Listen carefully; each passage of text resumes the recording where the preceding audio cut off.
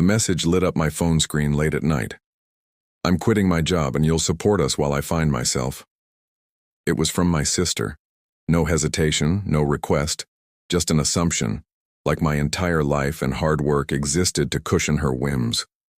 For a moment I stared at the words, my jaw tightening. She wasn't asking me, she was telling me. And that is when I realized something I should have seen years ago.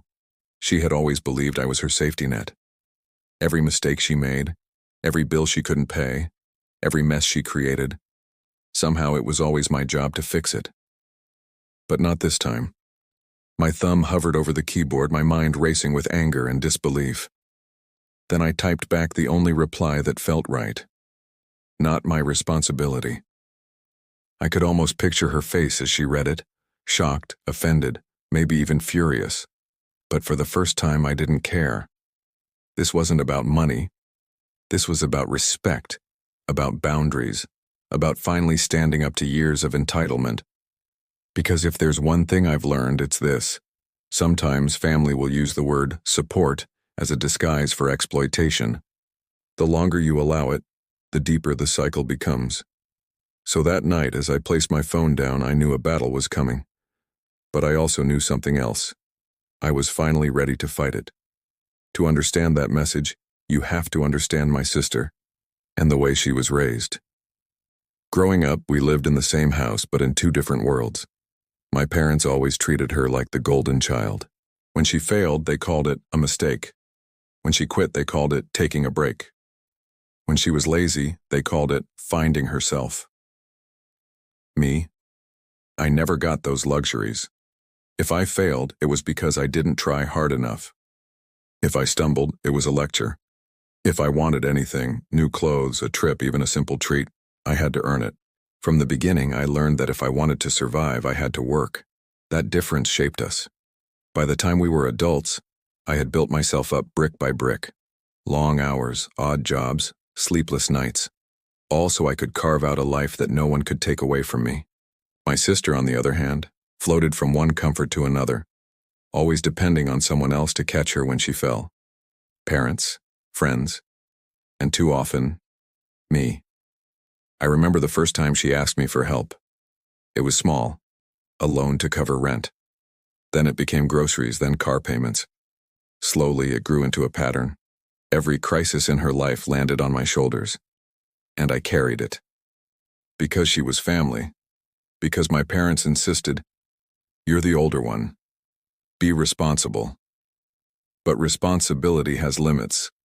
Support has limits. And when that text arrived, when she demanded I support her whole lifestyle while she found herself, I realized she wasn't asking for help anymore. She was demanding control, and that was something I could no longer allow.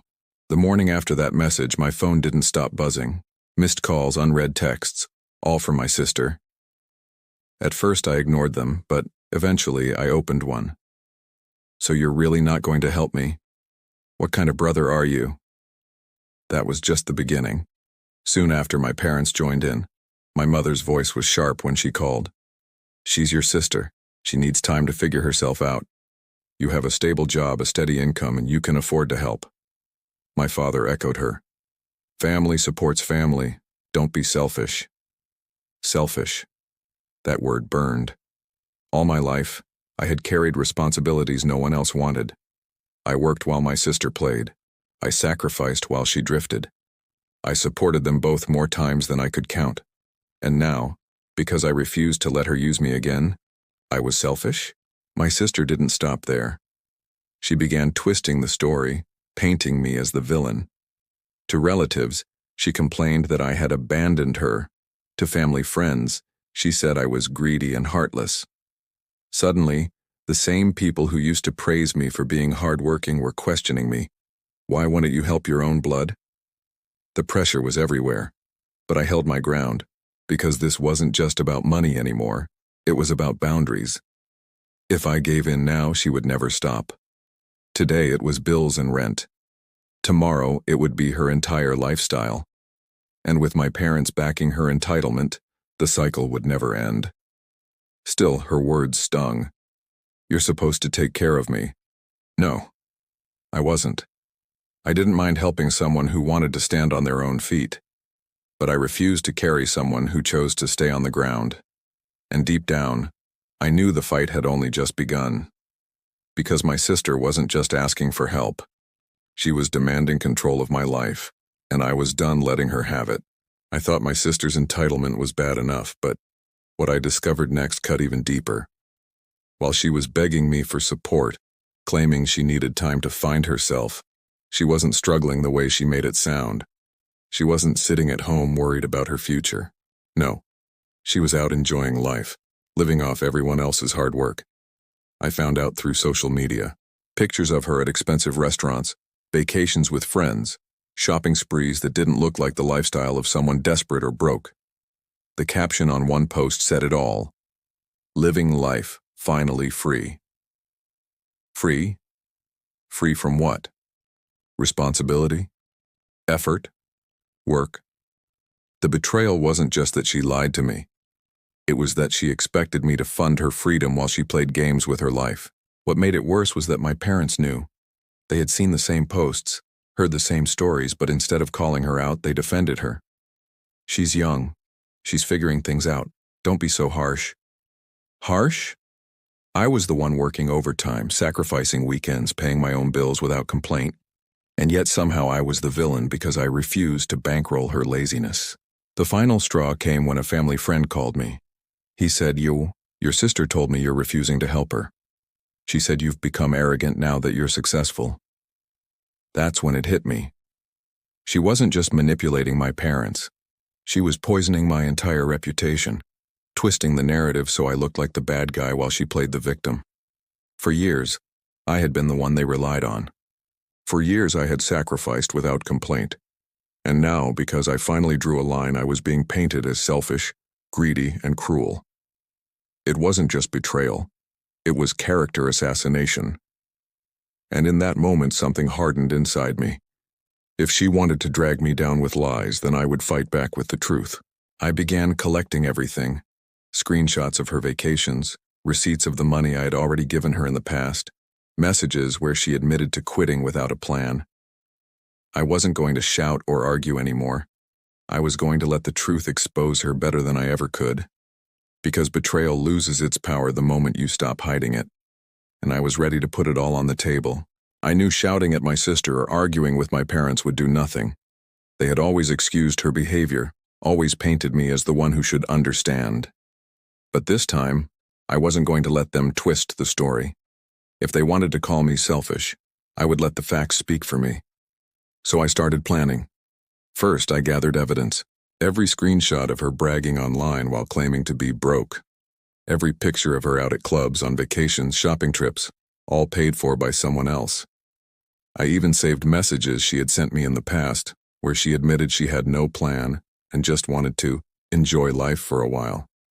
Then I pulled out receipts of the money I had already given her over the years. Rent payments, utility bills, emergencies that always turned out to be nothing more than poor planning. I wanted to show exactly how much I had sacrificed for her, and how little gratitude I ever received in return. Meanwhile, I stopped playing her game. I didn't reply to her manipulative texts. I didn't answer her calls demanding money. I focused on my work, my life, and strengthening myself. Every day I said no to her was a day I felt freer. But I knew she wouldn't stop there. Sooner or later, she would push the family into staging an intervention, trying to guilt me into caving. And when that day came, I wanted to be ready. My plan wasn't loud revenge. I wasn't going to scream. I wasn't going to fight. My revenge was simple. The truth. Cold, undeniable proof of who she really was and how she had been living. Because lies can twist emotions, but facts cut through everything. I didn't want to ruin her. I didn't want to see her suffer. But I refused to let her destroy me with her entitlement. If she wanted to expose me as selfish, then I would expose her as irresponsible, manipulative, and dishonest. And when the day finally came, she would learn that the brother she thought she could use forever wasn't her safety net anymore. He was the one holding the mirror up to her face. The family meeting happened on a Sunday afternoon. My parents called me saying we needed to talk about my sister. I knew exactly what that meant. She had pushed them into cornering me, When I walked into their living room, my sister was already there, arms crossed, fake tears in her eyes. My parents sat on either side of her, their faces stern. My mother started, "She can't survive without help. She's your sister. You need to step up." My father added, "You've always been the responsible one. It's your duty now." And then my sister chimed in, her voice sharp with entitlement. "If you really cared about family, you'd support me. You're just selfish, hiding behind excuses. You have money, I don't." End of story. For a moment, I stayed silent, letting their words fill the air. Then I reached into my bag and placed a thick folder on the coffee table. "What's this?" my father asked. "Proof," I said calmly. One by one, I pulled out the evidence. Screenshots of her partying while claiming to be broke. Pictures of her shopping and traveling while texting me for money. Bank transfers I had made for her rent, utilities, and emergencies that turned out to be nothing but lies. The room grew quiet. My parents exchanged uneasy glances. My sister's face flushed red. This isn't fair," she shouted, grabbing at the papers. "You're twisting everything." I leaned back, my voice steady. "No. These are your words, your pictures, your choices. You said you wanted to find yourself. Well, here you are, exposed." For once, my parents didn't rush to defend her. They looked at the evidence, then at her, realizing the truth they had been ignoring for years. My sister's mask cracked. She tried to cry, tried to guilt me again. "You're my brother. You're supposed to take care of me." I stood up, looking her straight in the eye. "No, I'm supposed to take care of myself. And I have. It's time you learn to do the same." The silence after that was heavier than any argument. For the first time, she had nothing left to say. And for the first time, I felt truly free. After that meeting, I walked out of my parents' house with a calm I hadn't felt in years. My sister's voice still echoed behind me, calling me selfish, heartless, cruel, but her words no longer carried weight. The evidence had spoken louder than her accusations, and for once, my parents couldn't ignore the truth. In the days that followed, the calls and messages came less and less. My sister tried again, of course. One night she texted, "You'll regret this. Family is all you have." Another time she wrote, "I can't believe you'd let me suffer like this," but each time I stayed silent. Because I finally understood something important. Family is not defined by blood alone. Family is defined by respect. And she had shown me none. My parents, too, shifted their tone. The lectures stopped. My father avoided the subject altogether, and my mother quietly admitted one evening, "Maybe we spoiled her too much." It wasn't the apology I wanted, but it was acknowledgement, a crack in the wall of denial they had built around her for years. Meanwhile, I poured my energy back into myself. I worked harder, saved more, and built a life free from her constant demands. And with every step forward, I felt the chains of responsibility she had tied to me falling away. Did it hurt to cut ties with my own sister? Yes, but sometimes the hardest choices are the ones that save you, because supporting someone who refuses to stand on their own feet isn't it love. It is self-destruction. By the time weeks turned into months, I didn't feel guilty anymore. I felt lighter, stronger, freer. And when I looked at her social media again months later, I didn't see a victim. I saw someone forced to face her own choices, someone who could no longer hide behind me. And that, more than anything, was my closure. When I look back now, that one text message changed everything. "I'm quitting my job. You'll support us while I find myself." At first, it felt like a demand, but in reality, it was a test of whether I would keep enabling her or finally set myself free.